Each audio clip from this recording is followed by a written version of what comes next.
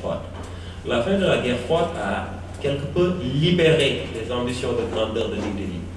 Elle qui était jusque-là recroquevillée dans l'espace du sud-est asiatique, elle qui souffrait, pourrait-on même dire, d'une sorte de complexe par rapport aux voisins chinois qui faisaient des résultats quand même assez intéressants sur le plan international. Elle qui était liée par des lourdeurs bureaucratiques internes qui faisaient que, effectivement, alors au moment où la Chine, au moment où le Japon connaissait une croissance fulgurante, l'Inde en était limitée à ce qu'on appelait le Hindu Growth Rate, 4%, au moment où les pays faisaient des taux de croissance à 2 chiffres. Donc, toute cette situation-là a poussé l'Inde à une sorte d'introspection, à se dire, mais comment faire maintenant que la guerre froide est finie? Maintenant que nous sommes dans une sorte d'isolement, parce qu'on avait eu une alliance avec la Russie, une alliance d'ailleurs plus par nécessité stratégique que par conviction idéologique, comment faire maintenant qu'on est isolé pour justement nourrir nos ambitions de puissance et conquérir le monde? Donc il y a une réflexion qui s'est menée, et à partir de là sort une nouvelle politique étrangère, une politique qui porte essentiellement sur une ouverture vers le monde, mais ouverture graduelle. D'abord au niveau des voisins du sud-est asiatique, avec ce qu'on a appelé la Look East Policy. Donc l'Inde a voulu tourner son regard vers l'Est, vers ses voisins, pour améliorer les rapports. Ouverture ensuite vers les États-Unis, vers les années 98, 99, 2000. Et maintenant, ouverture vers l'Afrique, à travers une véritable offensive. Donc, cette nouvelle politique africaine, la différence qu'elle avait, parce qu'il faut noter que c'est un retour, parce que du temps de Nehru, l'Afrique était quand même au centre de la politique étrangère indienne, parce que Nehru voulait que les États africains le rejoignent dans le cadre de cet ensemble qu'il appelait le mouvement des non-alignés. Mais c'était une politique unidimensionnelle qui s'appuyait essentiellement sur le politique, peut-être avec un peu de culturel. C'est ce qui fait que je pense que tous, entre nous, ont pu voir quelque part sur les get-away, là, dans les cinémas, les films et tout. Okay. Donc, les Amitabh Bachchan et autres sont bien connus. Voilà. Ce qui a donné aussi comme résultat Amadou Badian, que tous les Sénégalais connaissent. Certains me comparent d'ailleurs à lui. Je dis que je suis une sorte d'Amadou Badian diplomatique. Voilà, donc cette politique se limitait essentiellement comment dirais-je, cette diplomatie, essentiellement à la dimension politique. Donc avec, comment dirais-je, la lutte contre la décolonisation, contre la colonisation et puis le non-alignement. Mais ce qui différencie cette politique-là de la nouvelle, c'est que la nouvelle politique, elle est pluridimensionnelle. L'Inde ne se limite pas juste à construire des relations politiques avec l'Afrique. L'Inde essaie aussi de construire des relations économiques. L'Inde essaie aussi de sécuriser les ressources d'énergie pour pouvoir, comment dirais-je, faire face aux besoins de son économie. Mais l'Inde essaie aussi, à travers l'océan Indien, qui est la frontière naturelle entre l'Afrique et l'Inde, de développer un certain nombre de relations stratégiques qui puissent lui permettre à la fois de sécuriser son commerce extérieur, mais aussi de contrer la présence de la Chine. Donc voilà les 4 aspects sur lesquels le livre est construit. L'aspect politico-diplomatique, l'aspect énergétique, l'aspect économique et l'aspect géostratégique. L'aspect politique, brièvement, c'est juste pour New Delhi de construire une influence politique en Afrique qui puisse lui permettre d'utiliser ça comme leverage dans le cadre de certains dossiers, comme par exemple la réforme du Conseil de sécurité. On a vu que l'Inde voulait avoir un siège de plus. Qu'est-ce qu'elle a fait? Elle a parlé avec l'Union africaine, a mis ensemble un certain nombre de consensus pour que tous les États africains puissent aider l'Inde à avoir ce siège permanent et que l'Inde aussi en retour puisse aider les autres pays africains. C'est vrai que ça n'a pas donné grand-chose pour l'instant, mais au moins il y a eu cette intention-là. Mais on peut voir aussi dans d'autres dossiers, comme le dossier des changements climatiques, où l'Inde essaie de construire un bloc des pays du Sud avec les pays africains. Donc ça, c'est le premier aspect. Le deuxième aspect, c'est l'aspect énergétique. L'Inde qui est confrontée à des besoins énormes en termes d'énergie. Aujourd'hui, sa production est autour de 800 000 barils par jour, alors qu'elle en a besoin de 3,33 millions. Vous voyez, donc cet écart énorme. Et, donc malgré tous les efforts qui sont faits sur le plan interne, en termes d'exploration, de recherche, il n'y a pas eu de découverte majeure depuis les années 74. Donc, face à cela, l'Inde a une économie qui croît de manière exponentielle. Aujourd'hui, les projections sont que dans les 25 prochaines années, l'Inde devrait connaître un taux de croissance moyen de 5%, ce qui est énorme pour l'Inde.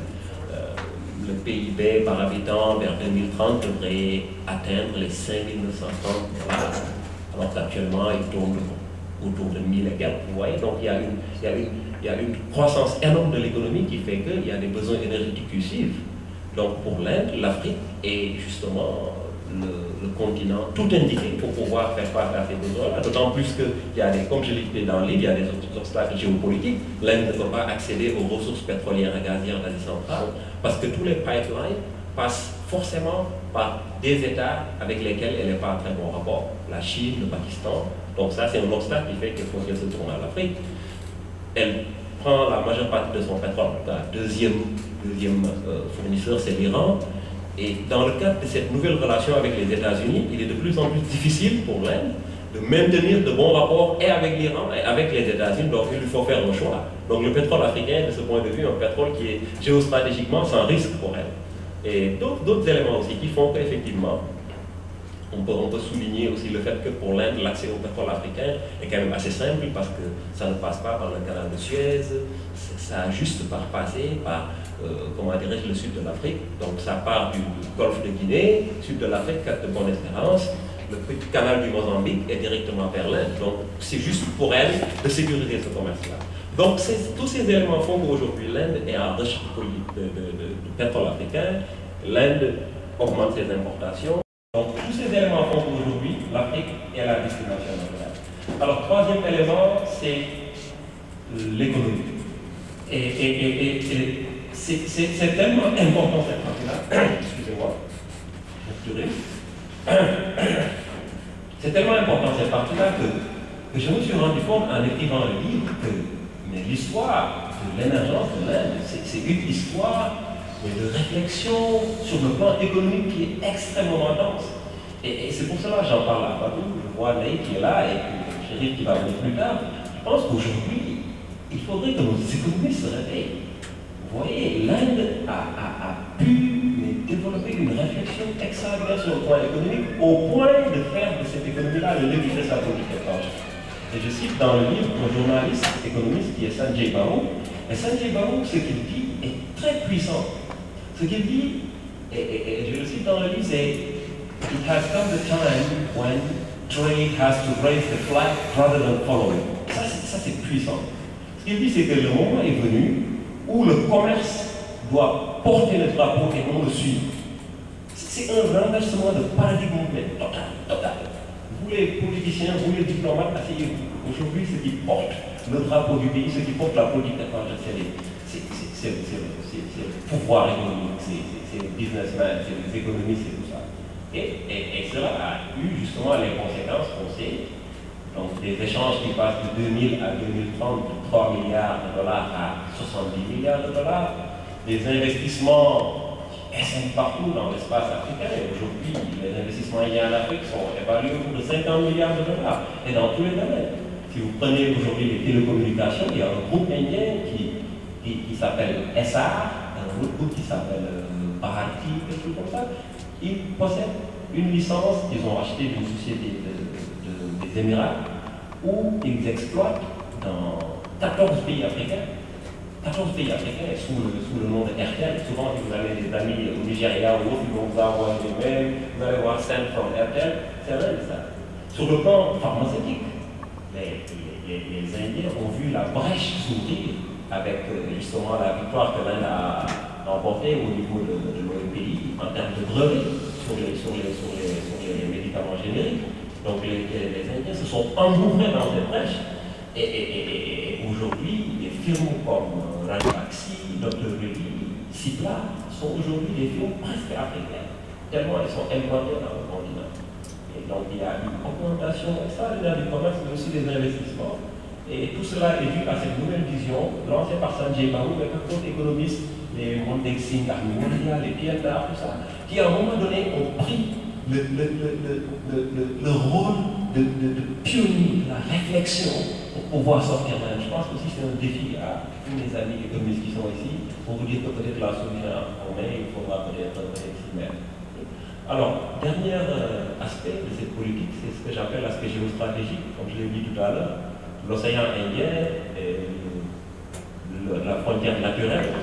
Donc, cet océan Indien est une sorte de cordon ombilical pour l'Inde. C'est 90% de son commerce extérieur passe par l'océan Indien.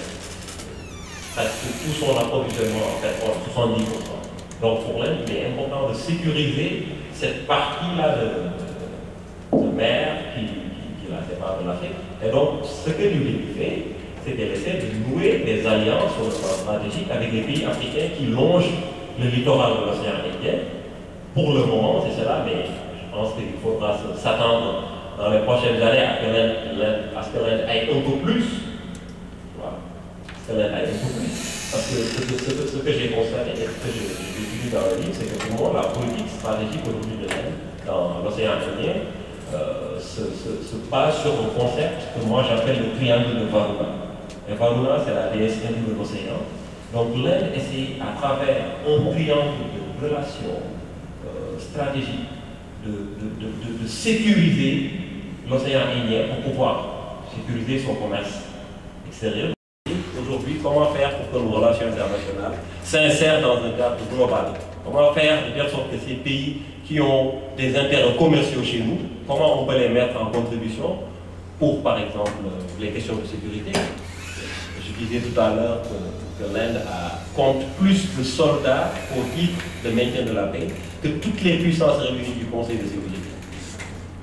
Toutes les puissances réunies. Aujourd'hui, au Congo, l'Inde a quelque chose comme 5900 soldats. Vous voyez? Donc ça a des implications en termes de stratégie, en termes de questions de sécurité. Ça veut dire que l'Inde connaît bien le terrain africain. Ça veut dire que par rapport à la France qui semble exercer son monopole dans certains pays, il y a certaines autres puissances qui sont en train d'émerger par rapport auxquelles on peut essayer de voir dans quelle mesure on pourrait mettre des relations qui sont moins asymétriques, des relations qui sont moins à notre défaveur. Donc voilà les 4 aspects, et sans plus tarder, je vais passer la parole juste pour dire qu'au niveau des conclusions, j'ai essayé de brosser pour moi ce qui devrait être les solutions.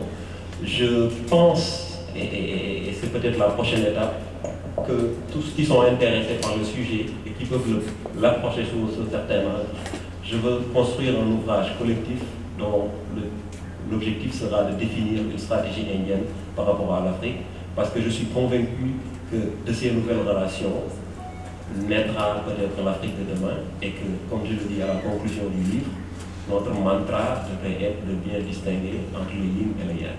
Je vous remercie.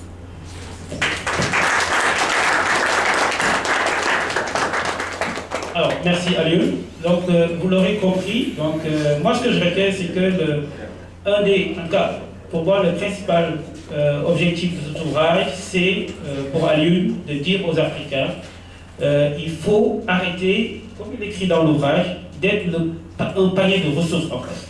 Il est temps de se positionner, il est temps d'arrêter d'être ce sujet sur lequel on peut dire n'importe quoi et qui brille par sa nudité, qui est là, qui est muet et qui n'a rien apporté. Je pense que c'est ça le principal ouvrage d'Alioune. Il voudrait que les Africains commencent à définir par eux-mêmes des stratégies afin de faire face à ce monde qui n'est que rapport de force en fait. C'est ça. Donc c'est ça que je retiens.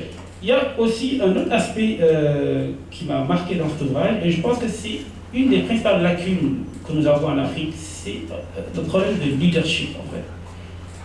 Quand je lis dans l'ouvrage Nehru dire « j'aimerais » ou on veut sécher les larmes de tous les Indiens.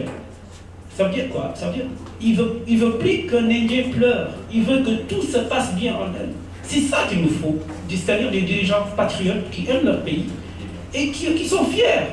C'est simplement ça. Et je pense que c'est un aspect important, et puis je pense que l'Afrique devrait méditer cet aspect-là. Avoir des leaders forts, des dirigeants qui sont très patriotes, qui ne vont pas laisser n'importe qui venir et faire